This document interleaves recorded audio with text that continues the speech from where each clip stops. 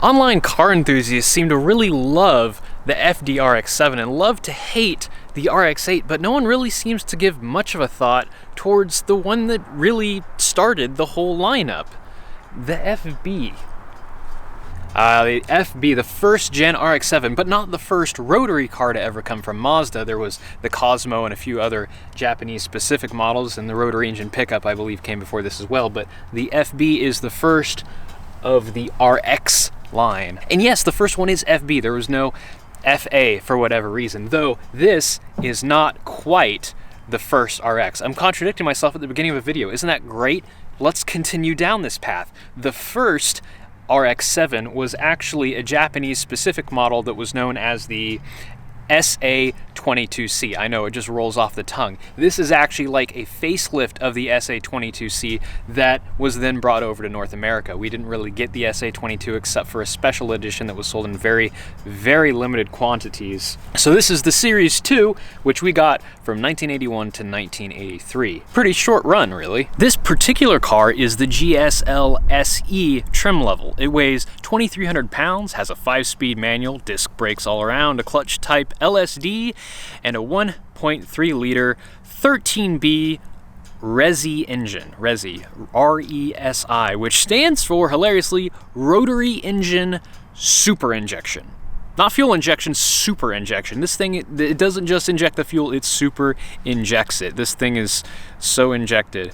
What am I even talking about? The Bosch L-Jetronic EFI in this car is good to make 135 horsepower and 133 foot-pounds of torque, revving all the way up to 7,000 RPM. That's good to get this car from 0 to 60 in about 6.3 seconds. These aren't as slow as common conception would lead you to believe. When you lift its skirt up, things are a little bit old-fashioned under here. There is a live rear axle, and up front there is a steering gearbox, not a rack and pinion like you'd find on modern cars. My experience with gearboxes is pretty much limited to old trucks as a millennial who did not grow up with 8-track tapes, so experiencing one in a car is pretty interesting. Rust-free. Nice. Though the steering gearbox isn't really the most sophisticated of mechanisms, there is an aftermarket solution to the sort of vagueness that you get from it, and that's a rack and pinion conversion kit by a company called Respeed that honestly would make this car almost perfect. Just going on a quick exterior tour of this RX-7. It is, of course, glorious metallic 80s brown, and this color absolutely shines in the light. I love it. You've got pop-up headlights up here, and the beginnings of integrated bumpers are starting to show up around this time. As you can see, it's still a collapsible, separate piece of the bodywork, but it's not as tacked on as earlier cars were, like the old Triumphs and whatnot. It really is a fantastically simple design. There's not a whole lot of styling flair going on here. You've got these little faux vents here behind the window, and this was actually from the factory, the RX-7 Mazda Manufacturers Championship, back from when Mazda was very, very active in motor racing, and they wanted that heritage to be known on all of their cars. One of my favorite little engineering features on the exterior of this car is actually this rear wiper. Now, why would a wiper be interesting? As you can see, it's part of the rear hatch, and this hatch is all glass. And if we open the hatch, you'll notice something a bit strange about this hatch strut over here. On the hatch strut, there are some wires, and those wires go to these two contacts that are concentric along the shaft. And if we look up that shaft, there are two corresponding contacts on the other end, and those go to the wiring that goes to the wiper. They actually didn't want to have wires going all the way down the glass to try and make it as unbroken as possible, but they still needed to get power to their wipers. So you can see when we close this how those come together and make contact. How cool is that?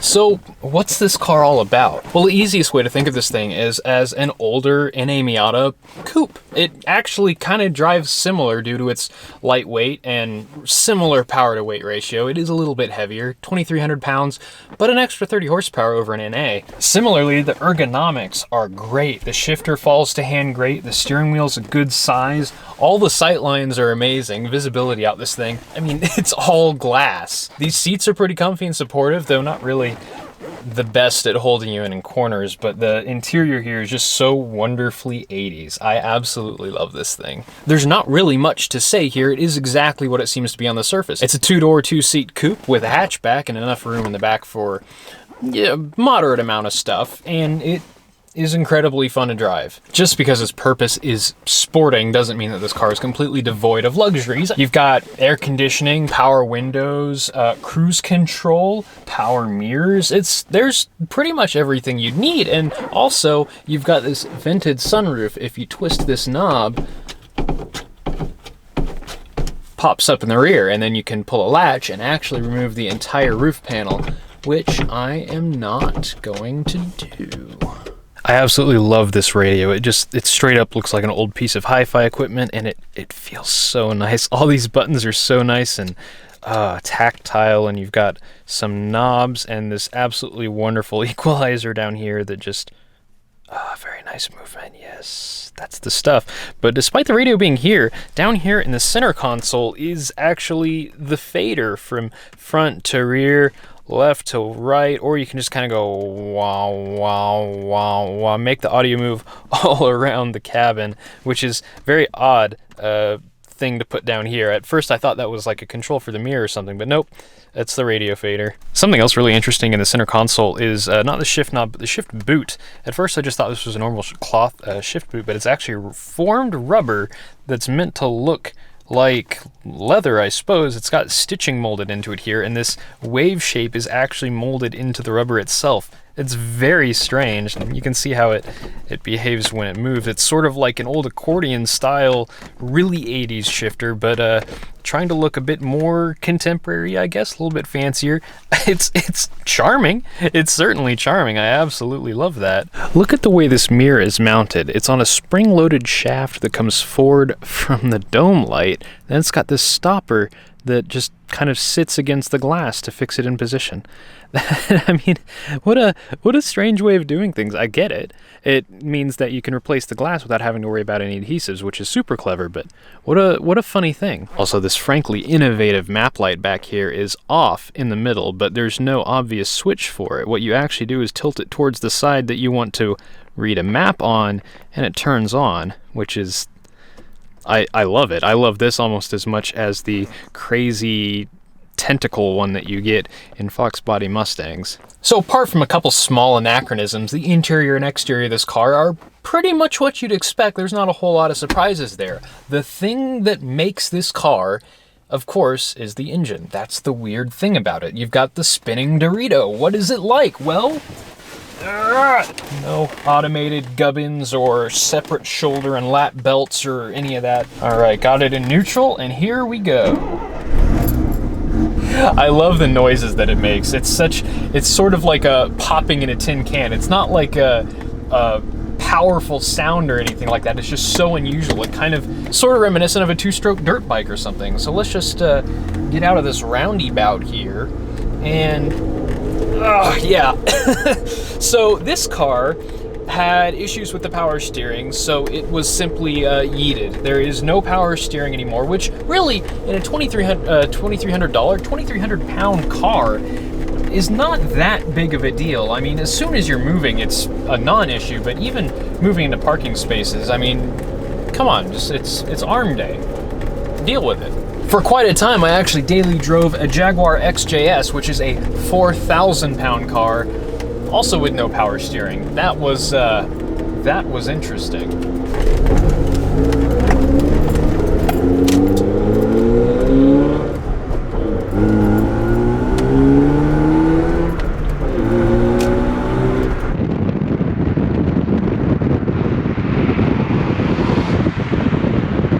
So the strangest thing to me about driving this car comes from years of just hearing about what they were like on the internet. I'd never driven any sort of rotary car until I drove this, and the weirdest thing about it is how not weird it is. This drives like a 2-liter 4-cylinder. The red line is $7,000. The power delivery is shockingly linear. I mean, all I ever hear about these is how they make absolutely no power until you're up in the stratosphere rev-wise, but I'm not feeling that at all. This thing is not only fairly normal to drive. It's quick. This is not a slow car. 0 to 60 in 6.3 seconds, that's good. That's great for the era, and that's good even today. And the driving experience is, the 5-speed manual in this is just so perfect. It is precise, there is no play whatsoever. It's smooth, it's fantastic. Mazda does such a good job with 5-speed transmissions. This is better than the 6-speed in my 08 Miata, which that's not exactly the greatest transmission. I didn't like the 6-speed in my NB either, though that 6-speed wasn't made by Mazda. Anyway, the steering gearbox that I talked about earlier, the steering does feel a little weird, and it was unnerving at first, but the more that I've driven this car, I just kind of get used to it, and it becomes second nature, and I keep putting myself in the mindset of an NA Miata, and those are roughly the rigidity of cooked spaghetti. This is tectonic by comparison, and fairly well built too. I mean, there's not a ton of rattles in here. Body roll is really nicely controlled. I shall now demonstrate, as I dodge stuff on the road, the proper way to maintain an RX-7.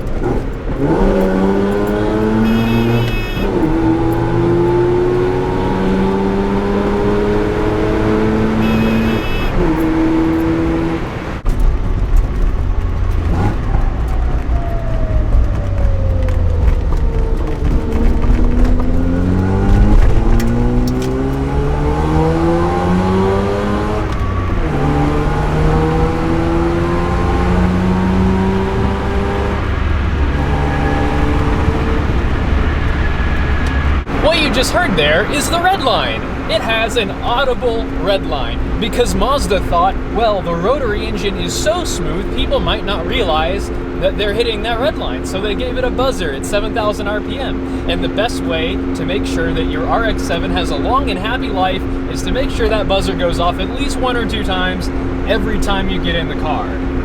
It's self-cleaning, and you can't see it from where you are in that camera, but I can, or rather can't. There's no smoke coming out of this car.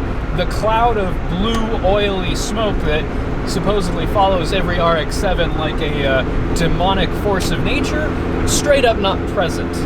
Mazda was right. You can't tell when you're getting up at the red line. Some cars, you kind of have a bit of mechanical sympathy, and you can tell the engine's revving too fast. It's getting tired. It's time to shift. This thing is at its limit. This doesn't do that. It just goes and goes and goes. And unlike a Miata, which even an NA Miata will feel quick from 0 to 40, this is fast from 30 to 80. It feels quick, not fast. I misspeak. It is quick. There's a difference. Fast is representable easily via numbers. Quickness is how it makes you feel. And this thing is fun. You put your foot down and your smile comes on. It's a smile switch. Let's hit this on-ramp and see what this thing is like.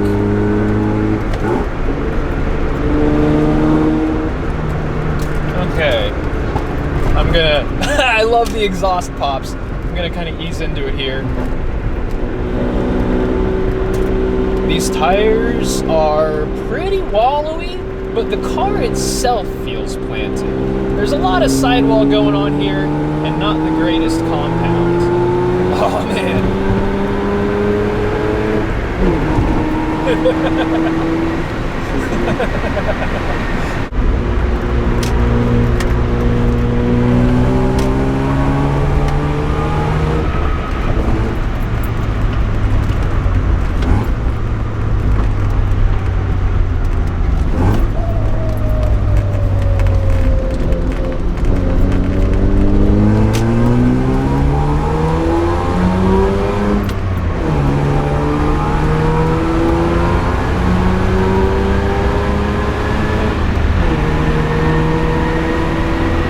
You don't get a wave of torque. This is about as far removed from a modern muscle car as you can possibly get.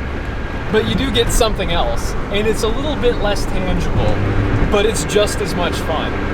Let's do a passing test. I'm gonna drop down to 55 and speed back up to the 65 mile an hour speed limit. Okay, so that's 65. Interestingly, there is a little arrow at 65 on the speedometer. A relic of the 80s, I guess. I'm going to go to third. Okay, 65, 55, 60, 65. It's not bad. I would not hesitate to pass on a 2-lane with this. It's perfectly usable. Like, this is not a car that you have to account for how slow it is. You can just drive it normally. Oh no, the Germans got to it. There's no cup holders. What a shame. Big thanks to my friend Tyler for letting me drive his little rotary nugget here. And if you like this car, you can buy it. I'll put a link down in the description when it's live. This car is going live on Bring a Trailer. It might not be live when this is posted, but when it is live, I'll put the link down below. So head on over there and see what Brown can do for you. And thanks for watching.